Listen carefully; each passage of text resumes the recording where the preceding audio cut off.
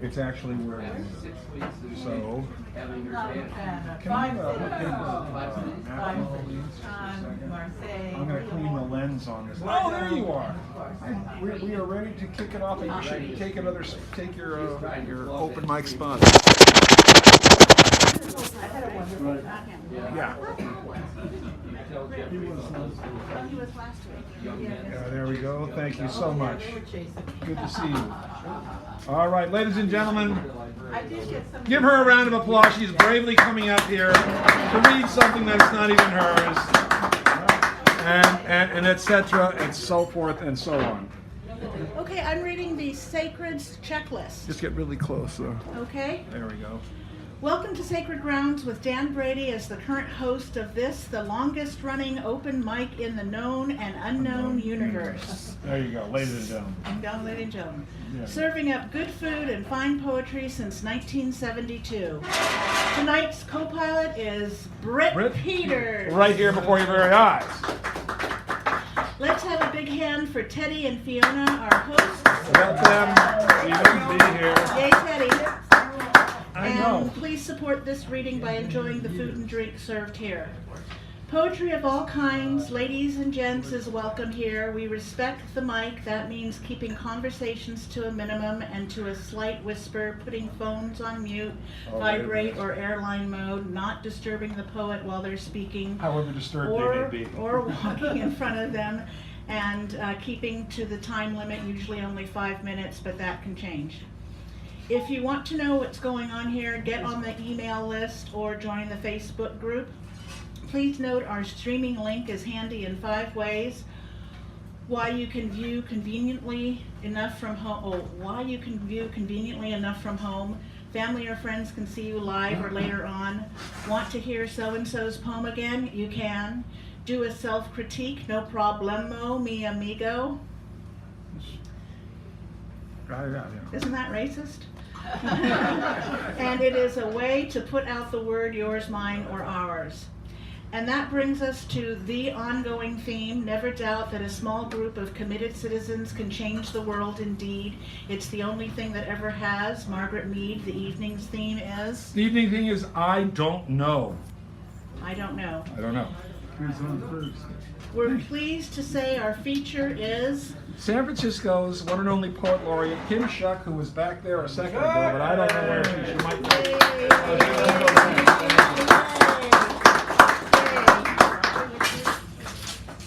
Who will give us the Queen's Wave tonight. Keynote. The keynote is Hal Robbins, who is in the house, just so you know. Give him a husband around there. While our mini feature. That would be Tommy Abacola-Mecca. Yay, Tommy. You're the mini feature. And the last word. No, Rob is the mini feature, sorry. Rob is the mini feature. I looked at the wrong name. Sorry about that. Rob is the mini feature. He's not in the house, so he will be. Sorry. And the last word is? The last word is Shem, who will kick off the second half and conclude it as well. All right, Shem. And now for our fabulous door prizes. The fabulous door prizes. We have lots of doubles, which is to say a book plus something that goes in the book. This is The Adventures of Tom Sawyer plus Lisbeth Bailey's Playing in the Light. This is a book which is an anthology of 70s era writings by a magazine that's so obscure that I've never heard of it before. But inside of that, there's Earth Justice pamphlet about fossil fuels. Then if you like Mary Oliver, you got Mary Oliver plus, again, Lisbeth Bailey's little book. There is also Bitter Smoke, Holy Words by Peter Martai, a longtime friend of mine. I didn't know this was his. I shouldn't have put it here, but I did already and already told you about it, so I'm going to let it go. Plus the Smithsonian Sunday Magazine. And this duet is Instructions to the Double, and then the 2018 report to the Community Parks, Golden Gate National Parks Conservancy. And in case you need a calendar for 2019, here's a calendar for 2019, plus a small pamphlet in there that is informative and illuminative, and illustrative, and therefore. The last things, if those don't float your boat, you have the mini feature. If you're here next week, you can do what he is doing. That's the co-pilot. Huh? That's the co-pilot. Yeah, the co-pilot. Oh, sorry. Thank you. See, she helps me out every day. The co-pilot, which is this person here. The mini feature, which is Rob, who is not quite here. He has 8 minutes in the second half. Choosing the theme, next week's theme or prompt, which for today was chosen last week as I don't know. The last word, which Shem is, he kicks off the second half and brings it in. Did I do that right? Is it Shem? Yes. All right. And then the keynote, who kicks off the evening by reading something else, something by someone else, and then comes back to the open mic to read something of theirs. That is Hal Robbins this evening. Thank you. Okay, and do we want to explain how the door prizes work? Oh, yes, thank you. When you notice when you sign in, there's a number next to your name, and I have a set of cards. Let me see if I can get them before your very eyes, or mine, which is almost the same thing. And then there's a set of cards which I judiciously shuffle, pick out, and then if I call your name or your number, which is next to your name, then of course you come up and take one of these fabulous door prizes, And they are fabulous. designed, like I like to say, with your mind Yes, in they're mind. fabulous. Fantabulous. Oh, and if you wish to record someone, ask permission. We will assume you've done so should any of us notice recordings being made. Thank you. Namaste. Namaste. Thank you. Give her a nice round of applause. That was her first time doing that. She did it beautifully, largely, wonderfully, and as someone will say, very bigly. All right. So this thing is clicking away here, and Hal Robbins is our keynote of the evening. Give the doctor a firm round of applause as he comes up here to wow you in a way that you've never been wowed before, unless you've seen him before. Then you'll be wowed in the ways you have seen before. Yeah, it's not clicking away yet, but anyway, last time I said some of the rhyme of the Ancient Mariner by Coleridge, and I'm going to say some more lines of that poem. So, when I stopped, the mariner had shot an albatross, which was just the human sin of vandalism. There was no purpose in it. He had a crossbow and he killed it, the way people who have a gun have to shoot something. The sun now rose upon the right. Out of the sea came he, still hid in mist, and on the left went down into the sea. And the good south wind still blew behind, but no sweet bird did follow, nor any day for food or play came to the mariner's hollow. And I had done an hellish thing, and it would work 'em woe, for all averred I had shot the bird that made the breeze to blow.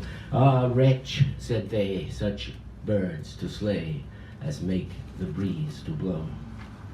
Nor dim nor red, like God's own head, the glorious sun uprist. Then all averred I had shot the bird that brought the fog and mist. 'Twas right, said they, such birds to slay as bring the fog and mist. The fair breeze blew, the white foam flew, the furrow followed free. We were the first that ever burst into that silent sea. Down dropped the breeze, the sails dropped down. 'Twas sad as sad could be, and we did speak only to break the silence of the sea. All in a hot and copper sky, the bloody sun at noon, right up above the mast did stand, no bigger than the moon. Day after day we stuck, nor breath nor motion, as idle as a painted ship upon a painted ocean. Water, water, everywhere, and all the boards did shrink. Water, water, everywhere, nor any drop to drink. The very deep did rot. Ah, Christ, that this should ever be. Yea, slimy things did crawl with legs upon the slimy sea. About, in reel and rout, the death fires danced at night. The water, like a witch's oils, burned green and blue and white. And some in dreams assured were of the spirit that plagued us so. 9 fathom deep he had followed us from the land of mist and snow.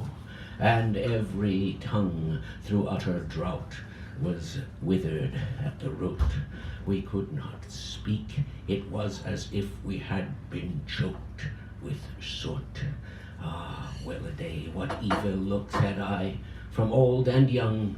Instead of the cross, the albatross about my neck was hung.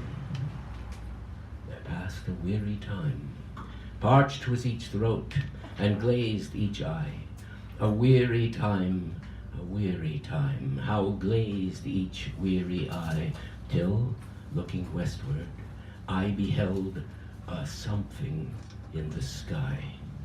At first it seemed a moving speck, and then it seemed a mist. It moved, and took at length a certain shape, I wist. A speck, a mist, a shape I wist, and still it neared and neared. As if it dodged a water sprite, it plunged and tacked and veered. With thirst unslaked, with black lips baked, we could not laugh or wail. Through utter drought, all dumb we stood. I bit me arm, I sucked the blood, and cried, "A sail, a sail!" With thirst unslaked, with black lips baked, the others heard me call. Gramercy, they for joy did grin. Then all at once their breath drew in, as they were drinking all. "See, see," I cried, "she tacks no more hither to work us weal. Without a breeze, without a tide, she steadies with upright keel." The western wave was all aflame. The day was well nigh done. Almost upon the western wave rested the broad, bright sun, when that strange shape drove suddenly betwixt us and the sun, and straight the sun was flecked with bars. Heaven's mother send us grace, as if through a dungeon grate he peered, with broad and burning face.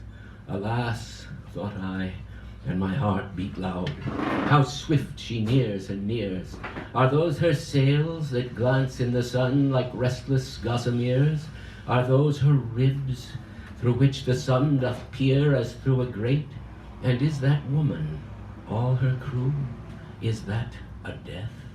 And are there two? Is death that woman's mate?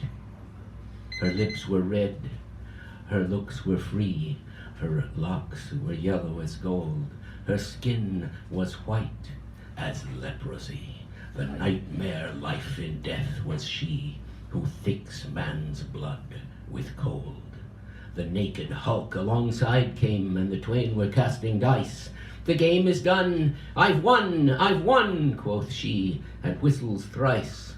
The sun's rim dips, the stars rush out, at one stride comes the dark. With far-heard whisper o'er the sea, off shot the spectre bark. We listened and looked sideways up, fear at my heart, as from a cup my life-blood seemed to sip. The stars were dim and thick the night, the steersman's face by his lamp gleamed white. From the sails the dew did drip, till clomb above the eastern bar the horned moon, with one bright star within the nether tip. One after one, by the star-dogged moon, too swift for groan or sigh, each turned his face with a ghastly pang, and cursed me with his eye. 4 times 50 living men, and they made nor sigh nor groan. With heavy thump, a lifeless lump, they dropped down, one by one. Their souls did from their bodies fly. They fled to bliss or woe, and every soul, it passed me by like the whiz of my crossbow. I fear thee, ancient mariner, I fear thy skinny hand, and thou art long, and lank, and brown, as is the ribbed sea sand. I fear thee, and thy glittering eye, and thy skinny hand so brown. Fear not, thou wedding guest, this body dropped not down. Alone, alone, all alone, alone on a wide, wide sea, and never a saint took pity on my soul in agony. The many men so beautiful, and they all dead did lie, and 1,000 slimy things lived on, and so did I. I looked upon the rotting sea and drew my eyes away. I looked upon the rotting deck, and there the dead men lay. I turned to heaven and tried to pray, but or ever a prayer had gushed, a wicked whisper came and made my heart as dry as dust. I closed my lids and kept them closed, and the balls like pulses beat, for the sky and the sea, and the sea and the sky lay like a load on my weary eye, and the dead were at my feet. The cold sweat melted from their limbs, nor rot nor reek did they. The look with which they looked on me had never passed away. An orphan's curse will drag to hell a spirit that is on high, but oh, more horrible than that is the curse in a dead man's eye. 7 days, 7 nights, I saw that curse, and yet I could not die. The moving moon went up the sky, and nowhere did abide. Softly she was going up with a star or two beside. Her beams bemocked the sultry main, with April hoarfrost spread, but where the ship's huge shadow lay, the charmed water burnt alway, a still and awful red. Beyond the shadow of the ship I watched the water snakes. They moved in tracks of shining white, and as they reared, the elfish light fell off in silver flakes. Within the shadow of the ship I watched their rich attire. Blue, glossy green, and velvet black, they coiled and swam, and every track was a flash of golden fire. Oh, happy living things, no tongue their beauty might declare. A spring of love gushed in my heart, and I blessed them unaware. Sure my kind saint took pity on me, and I blessed them unaware. The self-same moment I could pray, and from my neck so free, the albatross fell off and sank like lead into the sea. Thank you.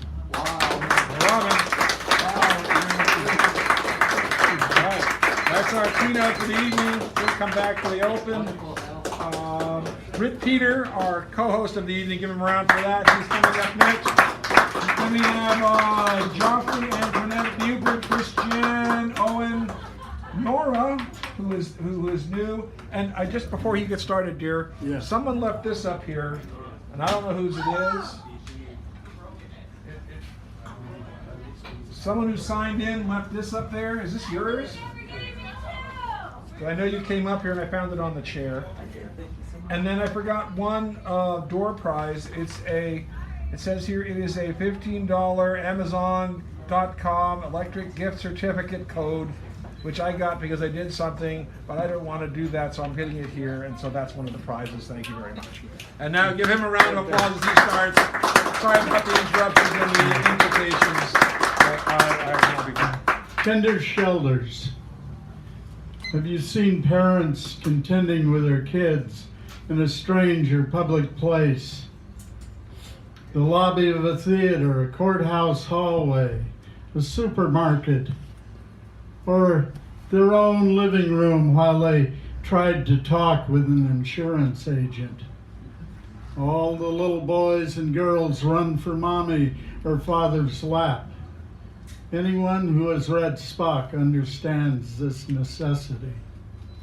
Have you ever been to Manzanar or Tule Lake? Can you hear the door of the cage closing? When was the last time you slept on a floor? Do you know where mom went? Or how long it will take to get her back? Can you see these cold ruling bastards treading water and running ahead of their mess?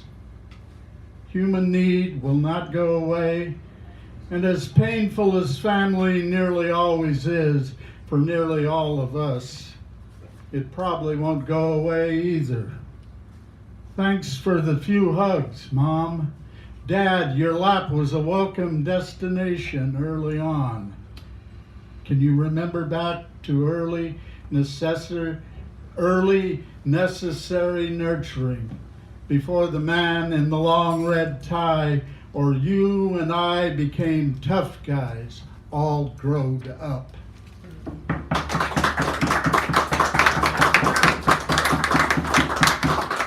Thank you. So we have, let me read the next 5. We have Joffrey, Antoinette, Buford, Christian, Owen, and Nora. So Joffrey, you've been here before, haven't you? Yeah. Okay. Give Joffrey a round of applause as he comes up here. We always used to call him Jeffrey. Jeffrey? Okay, all right. You'll have to remind me because I'll forget everything. Well, as long as you have to my get, dad just gave turn the mic to you and then get really close or else they will. Okay. Yeah, a little louder and closer. That's there we go. This poem, Erato, this poem is a slimy frog. Every time I get a hold on her, she squirts away. Desire is the glue of this globe, and I'm falling apart.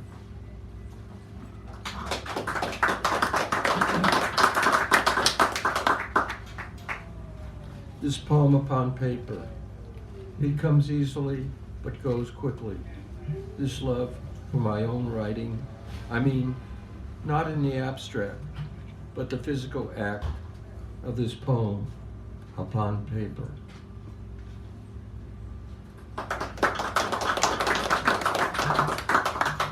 Dear sister, the poet stares at the page. In San Francisco, the light is loved as the child is asleep, as the fog that smothers our day. And all that is left for you is the light, the white light on this page, this poem. Okay. Jeffrey's cat. All I have is my cat and my work and this little poem of nonsense who bites me.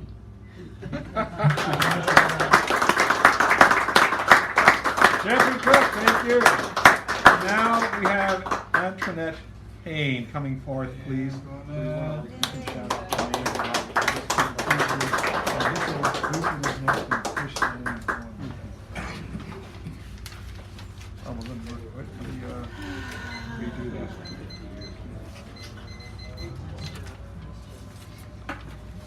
Okay, guess I'm going to start with kind of a silly little story. It's called Sad Story. 1965 Mustang, teal blue with black canvas, rolled black top. Drunk love fell away. She stole Uncle's whiskey, bashed her right up to light pole, summertime at dusk. I told my dad, took the heat. He said, "Are you okay?" Then traded her for Pinto Coupe, 1973.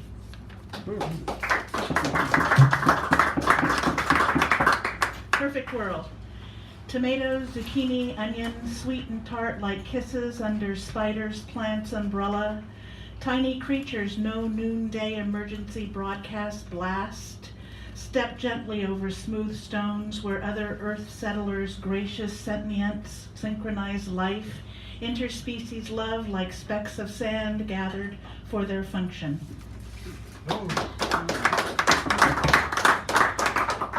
6 degrees staggers most, think about it. Some are better networkers, friends. Watch your fender bender bash into neighbor's sister, clash opinions, beliefs. While I like that fellow, we can disagree. Here, other side, political, religious, cultures have more in common than we think we know. Explore it socially. 3 degrees makes us family by marriage.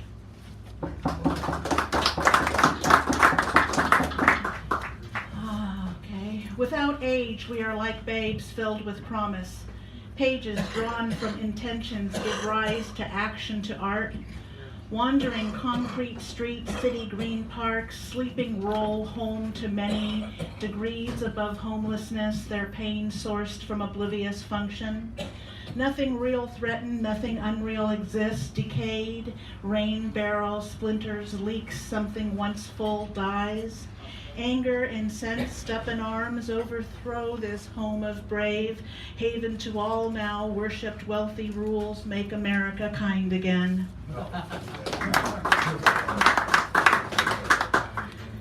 Spoke broken where we met before time framed, we roam old world fountains, hilltops, merchant stall. Either now or then one sat back, bare breast flaunting, harsh talk wanting. More time on earth, breath takes turns. Ancient people's stillness finds connections now. Angels walk corridors, waiting for spaces to fill our lives, shimmering light all ever now. Thank you. Buford, followed by Christian Thank you. and Owen. Thank you. Very good. Yes, sir. Give him a round as he comes up. I did forget one other thing. July 4th, this place is not open. Teddy's being out of town, so I've been saying that for a long time, but just I'm saying it every time I can possibly remember it so people don't come here and wonder where the hell I am. Thank you. I don't ever wonder where the hell you are. I- You're always here. To you, happy birthday, sweetie pie. Tough girl, woman of substance. That's it. That's it for that one. Awesome. Mark it off. The little short ones, you know.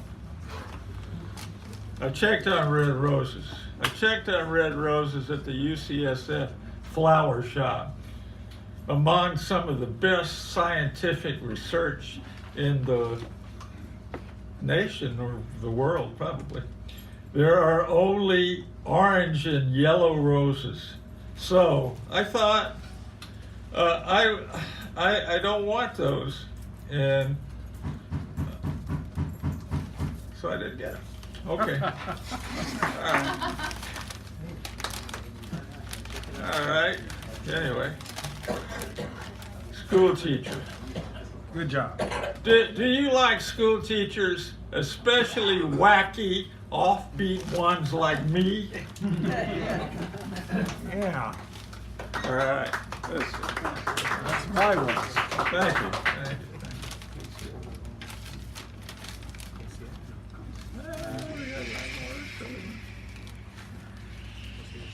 Attracting you, this is called it's a funny title, to Neil Armstrong. Attracting you, perhaps one large step for me. Okay. And I got a little bit of baseball, or yeah, I got one for the Giants. A week until the Giants come back. That's not true, but on the 16th of April it was.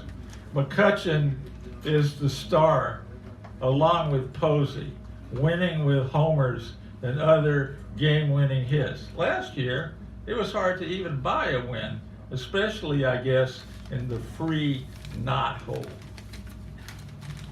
All right, let me see if I can find one more, because I want to read one. I have these little short dudes, or whatever.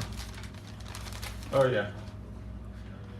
It wasn't you, I guess. It was my mind, my mind's imagination of you. Okay. All right. Thank you, Buford. Always giving us something. Christian is next. Give him a round of applause, please. He comes up here. And one other thing, we now have about 26 readers. So if you have something long, maybe think about reading something shorter than that. So go see if you can shave your time there a little bit. But just so you know, I didn't expect it to fill up like that, but it did. Happy day. Thank you. There have been volcanic eruptions recently in Antigua, Guatemala, and on what's called the Big Island of Hawaii. And some friends of mine lost their homes, so I'm hosting them. And I had lived in a very active chain extending from Sicily, the Aeolians. And they're blasting all the time. Wine Red Sea goes way back. Sangreoli, sempre la rosa mistica, Santa Vergine, Madre senza colpa, refugio dei peccatori, regina dei peccatori, regina della famiglia e della pace, madre del Salvador, del figlio senza colpa, e viva Santo Maria e Gesù. Searing aura hymns over volcano convulsions, internecine as the Lady of Perpetual Intrigue, composite goddess inverted in fruit tree branches on glazed gray slopes terraced for ancient wheat, Bacchus harangued Priapus through reign of Dionysus, Sophoclean drama and goddess-ridden dreams distilled through pantheistic rosaries, draped over red brick Roman walls, brocading tyrant fury, embedded in local lingo communion, echoes from Norman and Saracen tower specters, above Trinocrian and Etruscan shore, rage spanning the 7 islands, erupting lava, casually hailed by sirens riding Sahara-born winds. Valvia Mare, hydrofoil, diverted from Capri to Cefalù to Lipari, to the olive oil heiress, carrying a glass of Lacrima Christe del Vesuvio, dribbling from the Maria Carta Cafe to the unrated hotel, her pedigree eyes sifting obsidian phallus frankness through mylar sardine netting thin as warlock lips. Figlie di Madonna, Terrassa Virgine, Vogue cover compliant, her sleek nest purse smile riding the buttocks of the Danish maidens emerging from the saltwater pool, further enchanted by the cool feline jazz ballad purring out of speakers between the columns over the Piscina di Venere until a cell phone's Eucharist bell alert. Time for the almond necatole and pistachio mimosa cookies, mother and daughter enterprises where the scents of lemon and jasmine drift from piazza to wharf, to pilgrimages and silhouettes, banter of fishermen. Thank you.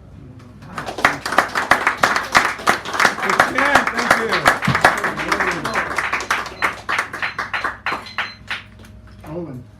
Mr. Owen Dunkel coming up, and then who's after that? Nora? Who's Nora?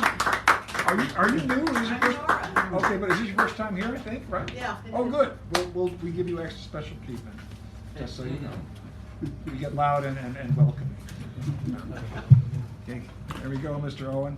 Thank you. Can everybody hear me? Yes. Okay. Okay, can you move the microphone just a little bit? Turn it so it faces you. There you go. Oh. That's good. Now you're in. Thank you. All right. Duh. Sun surf. Spelled S-E-R-F. Ran valiantly, bareheaded, confused as a lonely outcry, running on top of a word.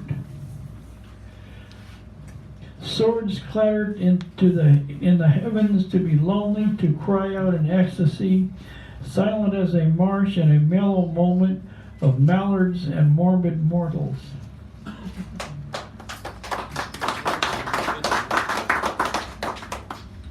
How many angels can dance at the feet of a metaphor?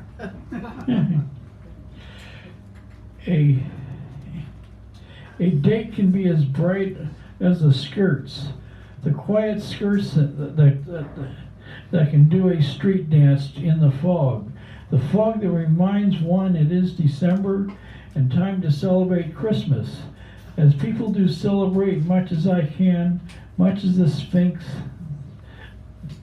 can tell time.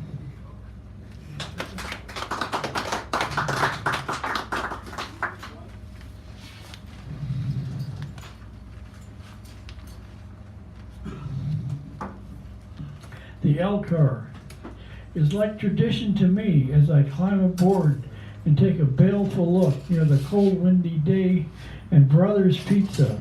Brothers Pizza reminds me of Sylvia Plath. Sexy Sylvia Plath. Beautiful blonde Libra. Memory strikes rhyme remembers memory as lonely and the right side of beautiful.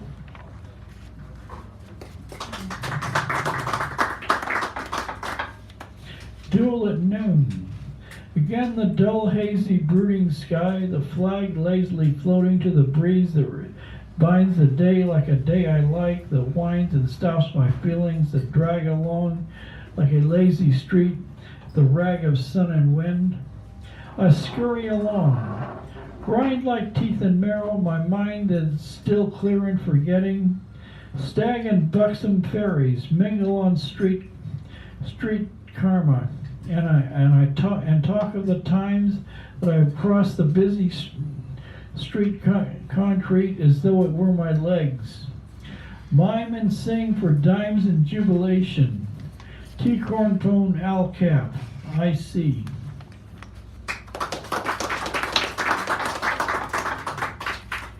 On Columbus Avenue, nothing comes out of my mind today, just as an exchange between people, myself, and passers-by are like snowball fights. A snowball fight on a sunny day in San Francisco, always full of empty moons. The moon could have grooves that wish they could talk like flowers, that are like biscuits talking themselves into being fried into fat.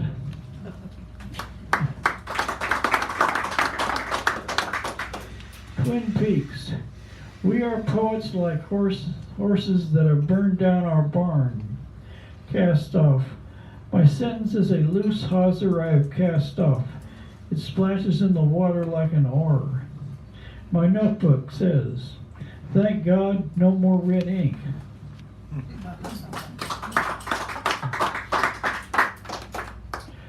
Dark night in the park. My ear listens softly to the cry of the night of psalms and anxiety. Passion is the only for the desperate. Everyone else craves orders and success, the bliss of no wind. I wonder what the park could say to me. The mud splashes and squishes and maybe had a way with tramps and the forlorn. Hope of guitarists, not as Picasso would want, the shearsman no longer a peasant, but North Beach. North Beach, the lusty trumpet of the soul, of evening lights and the settled down rest. Pixie dust lines and phrases that lie down in my mouth. Thank you, Mr. Owen. Okay, thank you very much. All right. So, in case you do not know, some of you are new here, when we have a new person come up, we do a really loud and welcoming with animal noises, pounding tables, glasses, and things like that. Welcome Nora, please, our first timer here. Woo-hoo!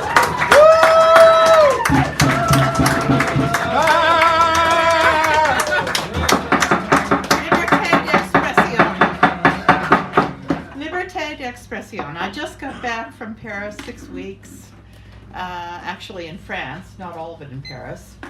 But I did have a strange encounter at Colette Place, and I met a gentleman who said, oh, you must go to Select, because there's an expat who has a writing groups, and writers, and at 11 o'clock every Sunday, if you're in Paris, go to the Café Select, which is where, of course, Hemingway and Fitzgerald and all those famous writers have been in the 20s, but he's carrying on the tradition of writing, and so it's called Café Select. This was just written, and it's only my one little contribution. All right, it's called Paris Métro. Amour, toujours amour. Just so pushed into the metro. I hear the gentleman say, pardon, to his smiling girlfriend. They are so squished together. They mold into one another tightly. I say, Paris is for lovers. Everyone laughs. The next night, a couple across from me on the metro. She is wearing high heels and both have luggage. They kiss and kiss. And their luggage, as the train starts on the wheels, they're oblivious in their kissing, starts to roll across the train. Everyone laughs as the bag lurches across the car. Oh, to be in love in Paris. Amour, toujours amour. Beautiful.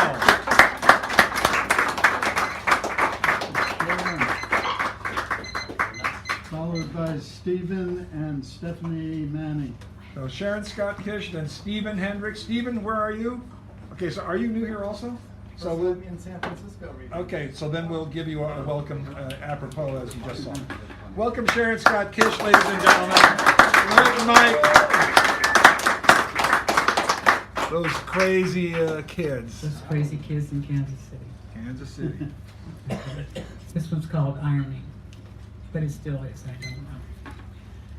My family always believed in giving me chores and filling out playtime. Saturdays was the neighborhood, all kids had chores. Before baseball, stickball, jump rope, movies, floors had to be swept, beds had to be stripped, dusting, mopping, waxing, always before winter. And in the spring, the same shit happened again. Carpets on the clothesline, beating them with drums. So, it's Saturday, and you have to go do your chores. You do your chores, you go to your piano lessons, and then you have to go over to Aunt Margie's. We've talked about this bitch before. She's my mother, older sister. She does the same thing we do, but she goes to the extreme. Come here, KK, your hands are little. She's got Duncan 5 furniture, claws on the dining room table. I've got to take my little fingers and get down there in it. This is every Saturday. So I try to get outside with Uncle Buster because he's in the garden and his work is a lot more fun. So one Saturday I'm over there and the phone rings and it's Aunt Barbara, my aunt's friend since they were 11 years old. She says, Buster, can you guys come over here? He says, we have Sharon Kay with us. Bring her over. That's great, she's small. What am I in store for? We get to Aunt Barbara's, the door opens, she's this little tiny grinning woman and she's got red stuff all over her. It's tomato sauce. What happened, Barbara? Well, you know, that pressure cooker, I'm not so sure about it. We walk into the kitchen, there's tomato juice everywhere. On the dogs, on the windows, on the refrigerator, on the stove, on her shoes, on the floor, everywhere. So I get to get the lower set. I get the drawers, the doors, and I get to chase the dogs around to try to get them in the backyard to spray them off. Kept going, always did this, always dusted. My grandmother, even in the summer, in the spring, would dust the books. She'd take the mattresses outside and beat them. Take the books outside, open them up so they could get air. Okay. I had to go downstairs to the coal bin and make sure the little pieces of coal that had dropped during the winter were picked up and put in the trash. Windows washed. I don't know how many strained backs and falls happened when men getting on the windows and trying to get the screens off.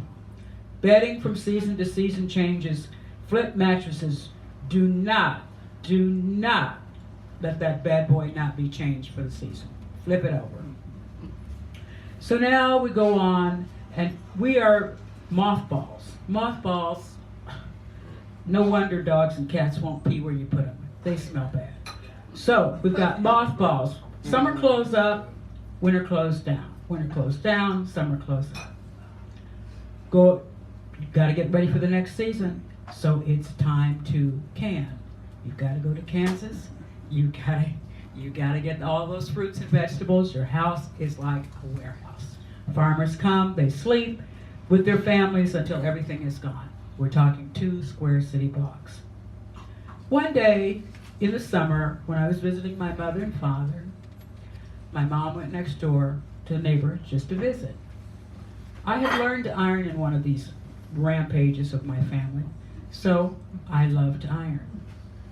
I would stand on the stool that had belonged to my great-great-grandmother, Mary Magdalene Salisbury. I still have it. I would iron, I would wash dishes, I would help them freeze and can. Well, I'm in Denver, my mother's gone next door, and here we go. I am running out of things to iron. So I say to my stepfather, what can I iron? He says, iron your doll clothes. I said, I did all that. So I see something on the chair, and there it is. I pick it up, I put it on the ironing board, and I start to iron it, and it keeps disappearing. And I'm ironing, and it's disappearing. Well, that's okay. I unplug the iron, and I go in my room to play with my paper dolls. Mom comes home. Sharon K. Yes, ma'am. What is this? What is what? What is this? What do you mean, what is this? My stepfather's laughing. Look at this iron. I don't know. Well, why? She says, what have you been doing? I don't know. Okay. She says, Sharon K., you cannot iron a plastic bag.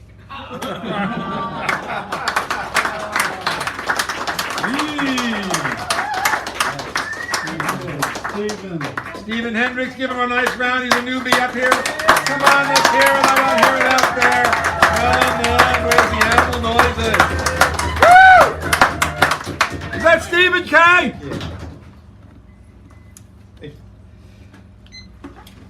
This first one's called Tell Me Again, Nina. Tell me again, Nina, about the sadness. The one that runs deep like rivers. The one I hear reverberate in your voice. Tell me about my history. The history of America. The history of sadness. What made me who I am today. I'm lost, floating in a world between truth and illusion, between sunshine and earth, between a blue sky and a black one. Your voice, the billion strands of light trying to reach me. Tell me again, Nina, about Mississippi, goddamn. Tell me about the burning buildings, the burning crosses. I hear the crackle of fire in your pauses. I sense the weight of horror. It's the centuries of ash we find ourselves wading through, drying our throats. Don't let it dry yours. Creating our thirst to hear those sad tones. Those who are already dead, those who will soon be dead, are ghosts riding your breath. Your breath captured and endlessly repeatable. Yourself a ghost now, haunting my breath. Tell me, Nina, how does time stop when I hear your voice? How does the world melt away, leaving only the sadness? And where does the pleasure come from that's embedded in the sadness? Let me embrace you, Nina. Let me embrace your voice. I'll ride your breath with the ghosts and make them my friends. We'll hold hands until the sadness departs. And if it never departs, we'll hold our breaths and cover ourselves with ash.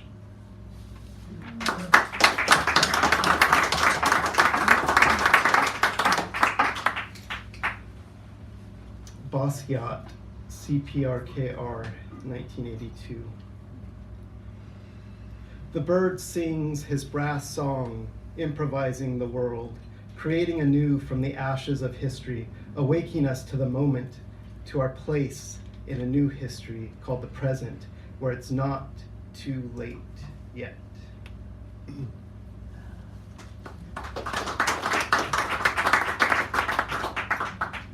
Basquiat, Untitled Life Study, 1983. The things we carry, wax wings, melting. I am the sum of my parts, seen and unseen, and subtracted. I am less than my eyes see. I am more than your eyes see. Do not dissect me, or create your maps upon me, or think that you can discover me when I haven't yet discovered myself. Thank you.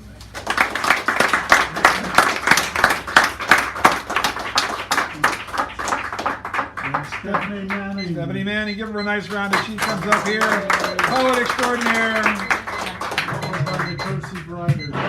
Followed by the cursive writer. Thank you so much. Then myself, or actually cursive writer me, then our feature. There we go. So hi everybody, it's so good to be back here. I've been working, so I've missed you so much. And every day I wake up in a quandary about the country, and I don't have my poet friends to hang out with on that subject. So here's a poem called Hope of the Future. Hope of the future, where are you? Money's got you in a corner, and I'm feeling so sad. Hope locked behind a cage in Brownsville. What has happened to your hope? Remember the internment of Japanese kids during World War II? Hope behind a cage emerged to join the military. Remember Native kids forced away and put in boarding schools? Hope would escape from time to time to find the homeland. Some hope found the military, others were taught to hate themselves, and so much hope went undercover, some to face the long road to recovery. Some hope died outright, and others a slow death. We call out to the hope of the future, needing to be rescued out at sea, needing freedom from the bondage in Texas, down with ice, with Trump and his witches brew. We are calling you hope. Come back soon. Your parents are sick with grief. We are searching for someone to rescue hope.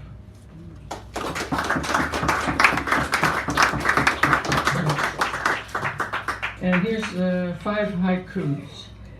Concentration camp, fat armed guards squeeze in on hope and cause it to shrink. Babies cry for mom, evil distances itself. Affection, not here. Sinister hearts rot while the babies cry, and the world watches. What horror story. This is not entertaining. Trump to the black hole. Trump to the black hole, to the place where he belongs, away and away.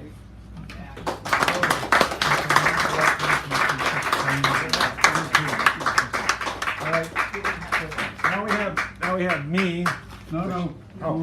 Oh yeah. Cursive writer. Oh, cursive writer, then me? Yes. Oh, sorry. All right. Cursive writer. Sorry, I got it.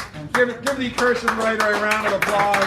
I will follow him, and then our feature will follow me, and things will go as planned. God, that's what you say.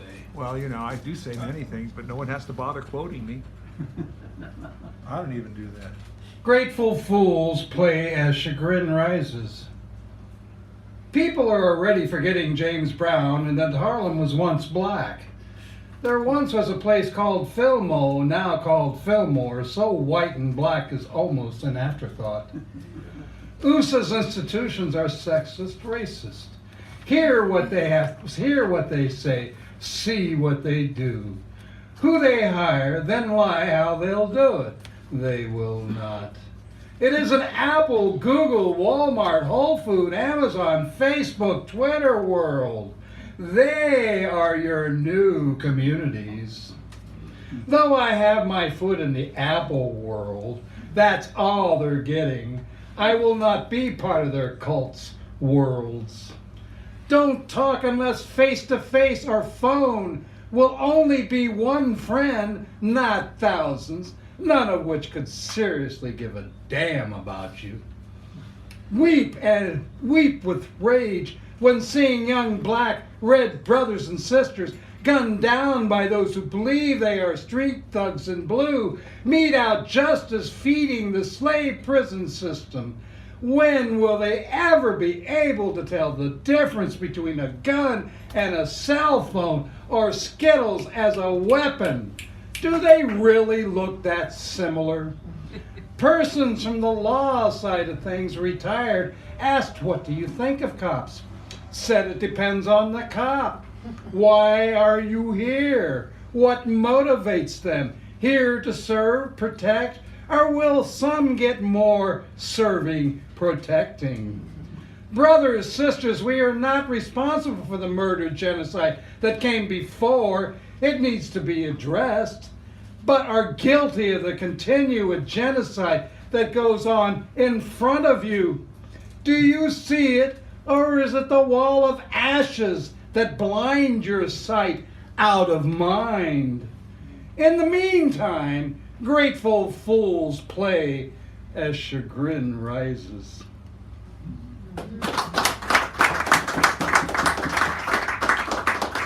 Oh, yes, yes, yes.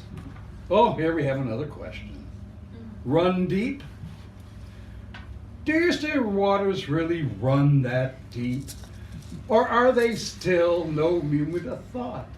Evil comes to the village as a friend. No one knows until it begins its damage.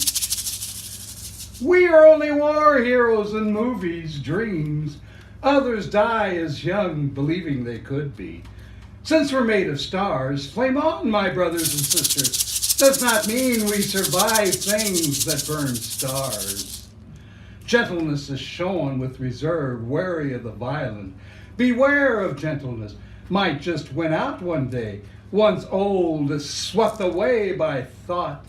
Finally, as slow thinkers, we finally see what is wrought upon us, what violence really is. We will stoke the fires of violence, bake bread, saute vegetables, sauces, a clam bake until the fire of violence can once again be contained, put on a leash, if you will.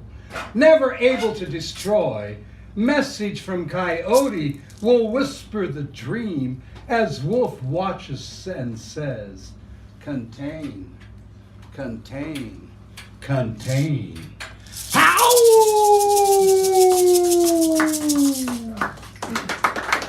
So much fun. Like half a minute. Thank you. Thank you.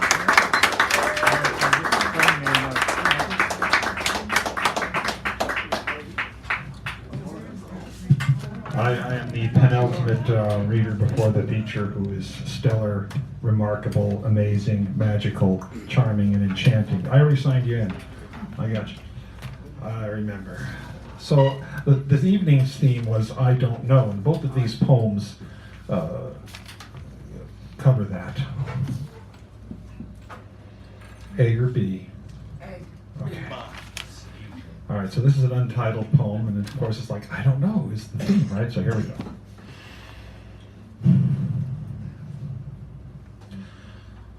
Why are they killed? It's a simple question, really. And today, at this tiny moment, I direct it to the Saudi government. But as you'll soon surmise, there are others holding on to the short end of this shit stick. I asked the men there, why is it okay to kill their own mothers, sisters, daughters, or lovers for phoning, texting, driving, enjoying the sun on their faces, talking with a friend, for dreaming of a life made from their preferences, their choices? What does having a sense of humor, laughing beautifully, or wanting the simple things in life, liberty and the pursuit of happiness, have to do with brutal assaults and murderous battery, rape, slavery, or an acid slap face? What is it about family honor? Why, when we hear of their moaning or mournful imprecations, do we not call their men out? How is it that we recuse ourselves and do not ride to their rescue? Is it because of the hijab? Where are the white hats? Yes, all they want are the simple things.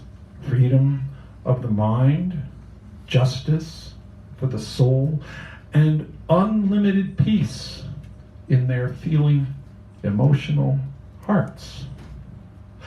When will we reach out our hands? When will we answer our own big heart's unending call for love? Inquiring minds want to know.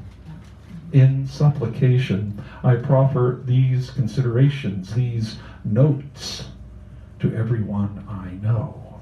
Amen.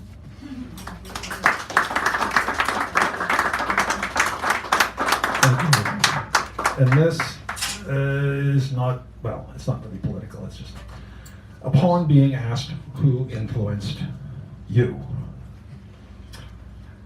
How and when does a story begin? How are we to know?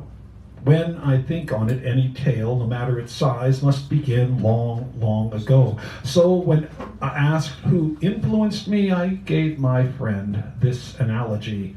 Consider a stream, I said, even a small one near to hand. Is not its course ever guided by the contours of the land? Is it not deflected by every rock, bit of soul, or living thing with which it coexists before or after the stony lip of its spring? And are not all these things but a postscript, proceeding from a source which charges the nature of the stream and so affects its discourse? Nor should I fail to say that forests and men alike surely do amend it, for its worth is clear to those temporal beings who can apprehend it. But the fishes and all the living things cannot be the stream, nor, for that matter, could it be the water, or so it would seem, for the flow is ever carried off, even as we watch, for sport, whether by evaporation or gravity's simple transport. It's surely not its path, or the things it is carried off, nor could it be its remains, a shallow, drying trough. A stream, then, is a time and place dependent on conditions which, if the truth be told, have utmost antiquity as its origins. Preconditions which, if they be scientifically analyzed withal, stretch back into the beginnings of time and matter immemorial. And perforce, do they not, I waxed, extend to onward in time until the very edge of doom itself. Imagine a stream so sublime.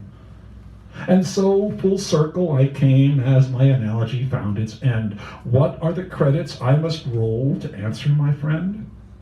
No less than everyone who has ever been or may yet be. Nothing less than that full chorus, say I, have clearly influenced me. Thank you so much. I'm going to get this thing ready for a moment here.